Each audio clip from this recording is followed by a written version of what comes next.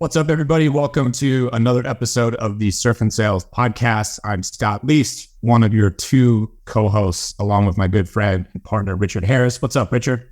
How are you, my friend? It's been a while. Yeah, well, we kind of go like a week or two without talking and then just sprint through like a million episodes in a row. That seems to be our style this year.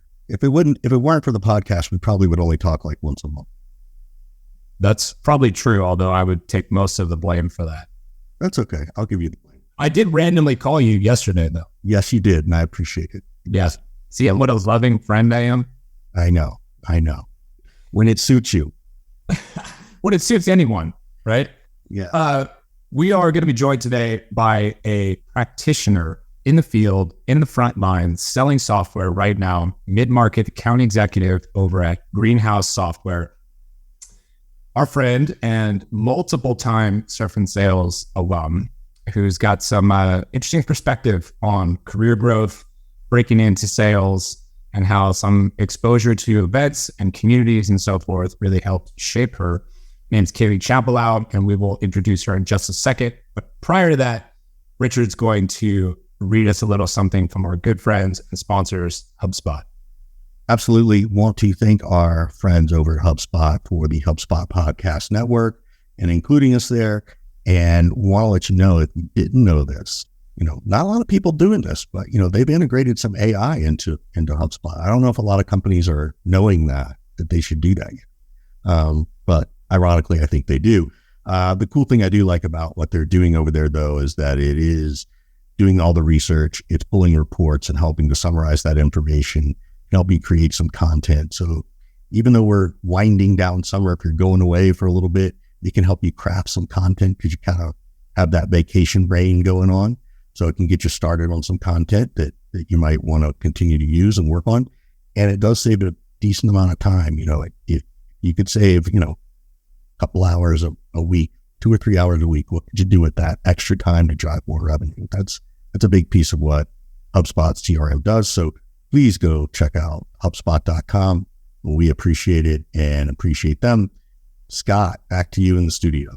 I can't wait till you are the face of HubSpot doing commercials like during the Super Bowl. I can't wait till I'm paid for it too, man. Ladies and gentlemen, Kaylee Chappelow, welcome to the show. Hi. How are you doing? Good to see you again.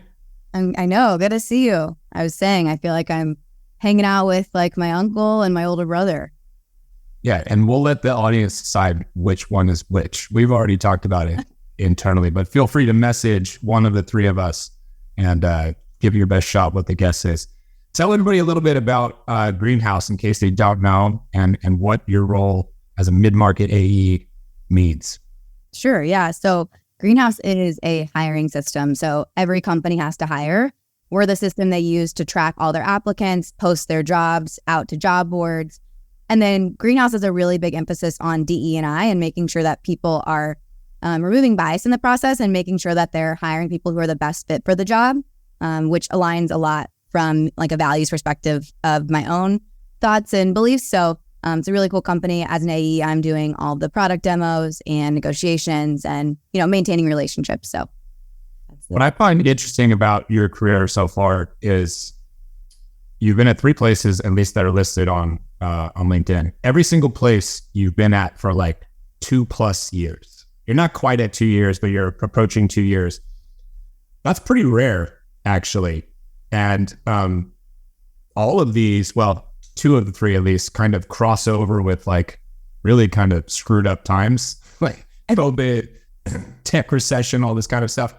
And yet you've still managed to do really well at each of these roles at a time when a lot of people are jumping all over the place with very short stints. Maybe you can talk a little bit about what you can attribute that to. Yeah, I mean, I think there's a lot of things. I started off my career as an insurance broker and knew right away that I wanted to be in sales. And I was actually told no. They were like, hey, you're a young female. We can't put you in the room with male executives. You can't be in this. And I was like, that just didn't sit right. And I was like, I'm not going to stand for that. So I decided no, I am going to get into tech sales. And so I joined a small startup company really as a product expert, right? I was their audience and who they were selling to. I had no actual sales experience. So at that point, I was like proving myself as the subject matter expert in this small startup. They started bringing me into client meetings and realized, oh, she knows what she's talking about. Like, we should let her sell. So I was constantly like, I had to sell myself into the sales role. And then I realized I had a lot of work to do. The head of sales was an advisor over several tech startups.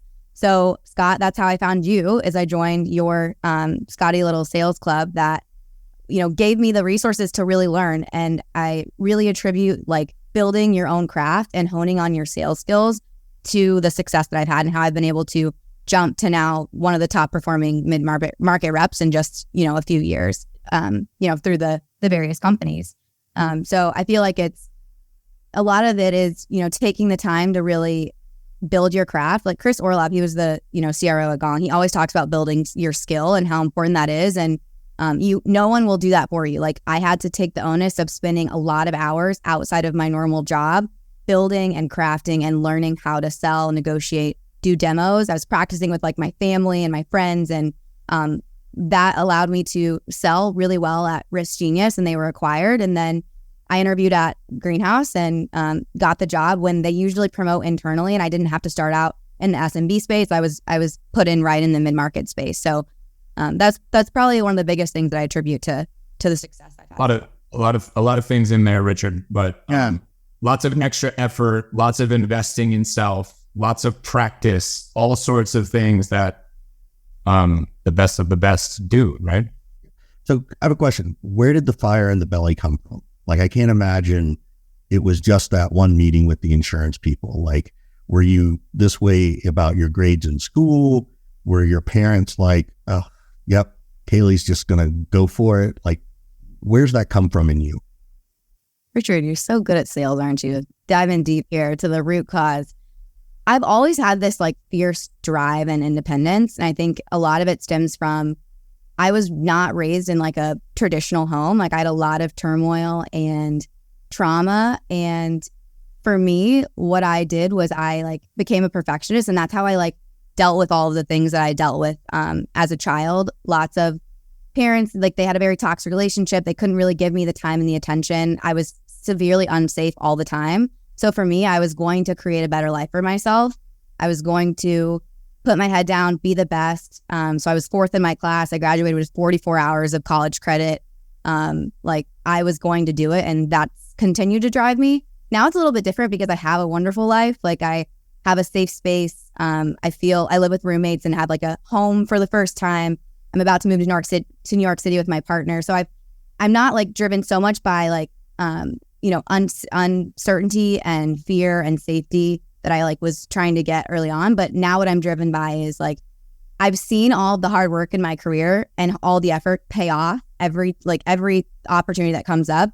So now it's just like continuing that, right? Like, I have this like drive that's now just like a habit in me that like I can't get rid of. So that's a little bit of where it stems from. That's a great quote right there. The drive has now become a habit. Yes, that's really, really good. What, and Scott, I know you got a lot of things you want to unpack, but it makes me wonder, you know, with this level of success, you know, as you think about your future, because you're still, you know, you're certainly earlier than your uncles in your sales career. You know, do you think about going into management? Do you think, no, my next step is enterprise? Like, what do you think about it? How do you think about it? What advice do you give to people who might be thinking about it? Yeah, I think thus far in my career, I've always been thinking about the next step. I was in insurance sales. I knew I wanted to or insurance brokerage. I knew I wanted to get into sales. So that was the next step. Then I wanted to get at be at a really good company that I could really get lots of reps in. I did that step. For the first time, I'm in this really, really good space where I am just absorbing, learning, practicing, getting the reps that I wanted, and like absorbing this situation that I created for myself and just taking it all in. And for the first time, not thinking about that next step. And it feels really, really good. And because of that, I'm having a lot of success right now. I'm constantly sharpening my axe, listening to podcasts, tweaking my process. And I'm just being like a really good, strong rep right now. And it's like especially hard in this economy. So that's what I'm focused on. Yes, I do eventually think I want to get into management. I think I want to get back into the startup space, but I had to come to Greenhouse and learn and prove to myself that I was the best of the best in order to, be thinking about that next step. Can we get into some of the specifics? You alluded to how hard it is out there right now, and you're doing everything you can to succeed. I'm imagining that you're having to get creative with different strategies and so forth. Can you talk a little bit about what it looks like right now for you to break into accounts, build pipeline, get deals over the line? Maybe you can kind of walk us through that from everything. I'm curious of everything from your KPIs to creative strategies you're deploying to how you're closing things. Anything tactical there, I think would be really helpful for people to hear who are in a similar role right now. Yeah, and I think some context to start before I dive into the practical stuff is Greenhouse is the best known solution in the market. We're also the most expensive. So the first year selling Greenhouse was, here's the quote, sign off, right? Everyone had budget. Now it's like moving a mountain to get approval because they've got to go to their CFO. They've got to loop in 15 people. And there's 200 applicant tracking systems I'm selling against, all which are less expensive. So I think the biggest shift I had to make, and I think I made it early, and that's why I'm having success. And I think this also stems from selling in the startup space where no one knows you at all and you have to really dig in, is pain, right? I do discovery very well and dig into that pain. And I've had to take that 2 more levels now in this economy. So asking things like, okay, in the first conversation and call, what does this look like? Do you have to present a business case? How does that work? What does your CFO care about? Do they know this is coming? So it starts in those first conversations of not just you have a need and the pain, but let's go 2 steps level deeper and how do you actually present this for approval and really partnering together on that. I think the other thing is negotiation and discounting, right? People at Greenhouse have had the luxury of selling a software, and I think a lot of people can relate to this, that works, that's the best, and there's no real question because software costs money. That's just not an option now. So I've had to get really creative in how I do deals and get them over the line. And it all starts with what's your budget and discovering that, and then just being really more creative with how I can, get finance on board to get to a number that makes sense for this customer and not scaring them away because they know that we're the most expensive from the beginning.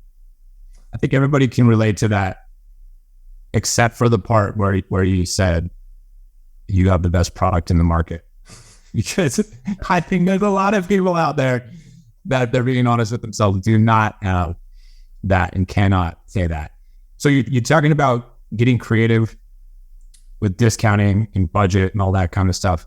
What's the most creative structure that you put together that you're the most proud of recently, without giving away the name of the client?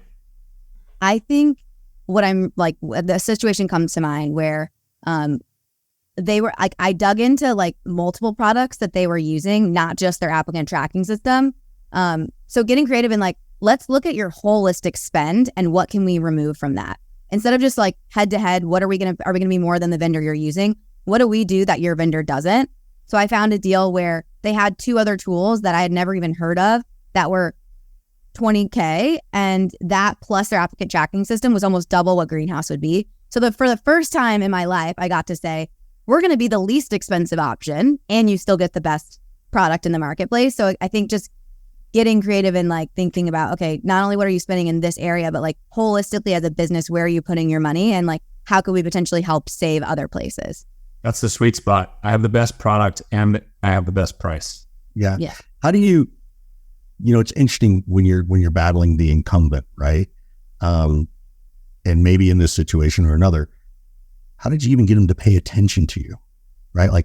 There's a pain of change, right? Particularly in the HR space and the change of an applicant tracking system and all those things. Even before you got to the, hey, how are you doing it? Somehow they had to be experiencing something that they wanted change. And it's fair to say, look, they were inbound. So, kudos to marketing. That's okay too. I'm just curious, because that's always the challenge with the incumbent, right? And everybody says they can come in and be the best and be less expensive. So how do you differentiate that sooner? I think this also is something I would attribute to like this market is if you're going against 15 other competitors, which I'm always doing, you've got to know them so well. Like I spend a lot of my time talking to people in the industry that are using competitors' products so I can actually know what it's like. And from like a not like I'm trying to sell you greenhouse perspective, but what's working, what's not working for you? How are they as a business partner? That's something I lean into all the time. And for this specific example, without giving the competitor away, like I know that they have the worst customer support. And especially with their renewals, they hide pricing until like 2 weeks before so they lock you in. And I knew all of these things. So I said, hey, do you have pricing for your renewal yet? Because I've seen them be like doubling renewals, consistently. So would you be open to a conversation? And that's what they said. Yeah, let's talk. So using what I know from like how they operate as a business helped me like get creative with getting them into a conversation and having, the conversation about greenhouse. And then lo and behold, they forced pricing out of them and it was double. And, luckily that worked out for me too, just being spot on with that. But I think that's I literally just took a note on that is like a great approach is, do you even have your pricing for your renewal yet? Maybe we should talk. Like that just from like a cold outreach perspective, like there's not a person in the world who doesn't go through that, right? Who doesn't go through that conversation and go, God, even if you got out a month or 6 weeks earlier, like, oh, I wish I'd known sooner because then I could spend a little bit more time researching, right? Like that's a pretty creative approach. I like that. Well done. Thanks. And and also making sure that it's not coming from you. Like I'm big on, hey, like Susie down the block, who I just talked to last week, got hit with a renewal that was double the cost. Like, have you gotten yours yet? Like people are like that. And it's the truth. Like I'm very big on being genuine. But no one, of course, they're not going to like listen to me. But if I tell them that it happened to someone else, which it did, like they're going to be more apt to have a conversation. That's really cool. I like that a lot. I love that. Did you ever do that when you were a salesperson, Richard? Don't lie. No, but I did use, it's a fear thing, right? When a long time ago when I sold physical products, we would use we have to close the warehouse for inventory, each quarter. So that was a way to drive things. So if there's something you want to do and you think you need to get a count, we could at least try to get meetings that way. And those were for our recurring clients, right? For the most part. So kind of similar, not exactly, but I like that tactic. Did you ever do it, Scott? No, I was never smart enough to do something like that. No, and nor did I have anybody telling me or suggesting to me that would be a good idea. Kaylee, how'd you come up with that? How did you did you hear someone else do it? Was it advised to you? Because you read everything, you seek out, you talk about seeking this knowledge, or is that just because, again, I think you're one of those people who get so much knowledge it then creates the creativity in your own head to try something new? Yeah, I feel like I do. I have this big balance of like, I'm now becoming this mix of all my favorite salespeople. Like I've got a little Richard, I've got a little Scott and me, I've got a little, of the top AEs at Greenhouse, someone from Risk Genius. Like I have all these things that have like combined into me. And I'm just like so proud of myself now because I now have a sales identity. So I actually came up with this on my own because it was actually something that I heard as a pain point from a customer. So I heard that and I'm like, they were like pissed about it. I'm like, I'm going to use this. Like I'm going to talk every single time I go up with this competitor. I'm giving this example that this happened and this will not happen to another one of my like customers without me warning them about it. And I think people feel that I genuinely care about them too. And like, I'm at Greenhouse for a reason. I think this goes back to even why I'm here is I was very specific with aligning with a company that I could get really passionate about. I wanted to sell at a company that was the best of the best product. Like I was very particular about getting here. And I think, Scott, you can attest to this. I was a little hesitant to leave the insurance tech space because I knew it. And you were like, do you like insurance or do you know insurance? And I was like, fair, I know insurance. And I made that switch, but I came to Greenhouse with a very specific checklist. Shout out to Amy Vallis about like, what I want in a company. So yeah, I came here for a reason and for a purpose. And that comes through in my sales cycle, wrapping that back into that strategy.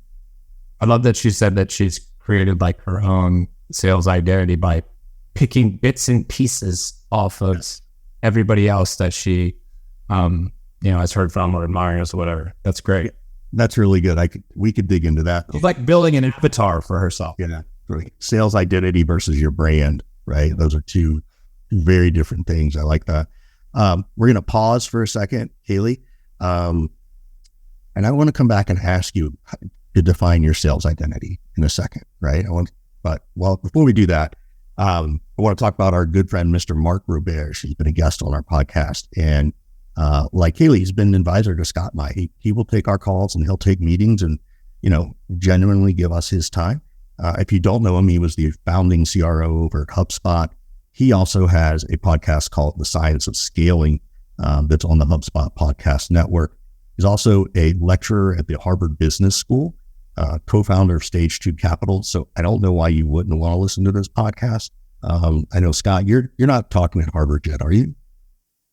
No, I'm relegated to speaking at Arizona State University only. I'm still over the community college circuit, so you're at least ahead of me there. But please check out Mark. He has great leaders come on and talk about the pains and challenges of scaling their organization. And he gets, not in a negative way, he gets them to share their own successes and their mistakes so that others can learn from those. So again, thanks to the HubSpot Podcast Network and Mr. Roberge, we look forward to seeing you back on our podcast soon. Kaylee, what's your sales identity? What's that mean to you? I feel like this means so much. I think I am a combination of a little bit of everything that I pulled from people. When I think about what that means, I think that I'm very direct and I have a genuine nature about me. I connect well to people. I dig into pain and I won't sell someone a solution unless it's the best for them. And I think that all wraps into that genuineness that I talk about. I think that some people can sniff annoying salespeople from a mile away. And I am not that. I'm someone who's coming in from a consultative approach to really help them figure out what's their issue and if we can help them. And if not, I'll point them in the direction that will. And I'm not afraid to do that. What's your sales identity? Here's what I think. I don't think that I am able to say what my sales identity is. Other people define it for me. I don't know what it is. You're so full of shit. That's such thing. I don't know what my sales identity is. Yes, you do. No. You do. That is Scott's sales identity. Unfiltered, raw. See? There. But that's the funny thing, because that's what people think, but that's really not his identity, is it, Scott? That's not my identity as like a person. If that's what you're getting at. Anyway, it's a long conversation. Not for, we're here to talk about Kaylee. I was just kidding. Not to pick on me. Yeah. So what's next, Kaylee? Like, do you want to go, we talked a little bit earlier about, going in, maybe this is a better question. For greater context, you're allowed to say, what's your average sales cycle like? What's your deal size like? How many decision makers are you going through? And maybe we'll talk a little bit about navigating that multi-thread, how you do that. We actually just did it. We just had a conversation internally about this. I think this is, again, more important than anything right now, is like how you get in with not only your decision maker, or with your point of contact or champion, but who the decision maker is. I'm running like a 45-day sales process. They are now extending a lot longer than that, more in like the 60 to 75-day range because of the extra levels of approval. My average deal size is around 30K. Got it. And how many decision makers are involved, do you think? I'd say 3 to 4. We're now, every conversation I'm having, there's a CEO or CFO involved. You've got like a, chief people officer, you've got a director level, and then you've got, the recruiter level. So 3 to 4 levels. How do you stay in touch with each of them? Aside, because you always get the champion or your main point of contact, right? We always hear this. Do you have ways you try to stay in touch with that CEO, or are they coming in so late in the deal that it's really just an approval at that point? I avoid that at all costs, because that's when, for me, shit hits the fan. So from the first conversation, I'm asking and I'm getting names of who needs to be involved and what they care about and what will resonate with them before I even do the demo. So then I'm speaking in the demo in terms that will resonate with them. You said your CFO really cares about, quality. Here's a report that they can use to leverage XYZ. I'm convincing my champion and giving them the confidence that this will be an easy sell to their exec team. Not easy, but doable sell is a better word. And then from that conversation on, I'm suggesting a next step of looping in the next person that needs to be involved. And I'll level with them. Like, here's the deal. I've done a lot of these conversations. If we don't involve this person, you and I are going to have a really hard time getting this approved for you. And you needed a system yesterday. So let's partner together. So yeah, that's like a big thing that I do. And then of course, like email manager touch points are big for me. Like, hey, no ask. I just had my manager send one today. Here's what Kaylee and Bobby are talking about. I'm here if you need me from like a conversation standpoint. I think those have gone really well for me as well. Two things that she just walked through right there that I also do and talk about.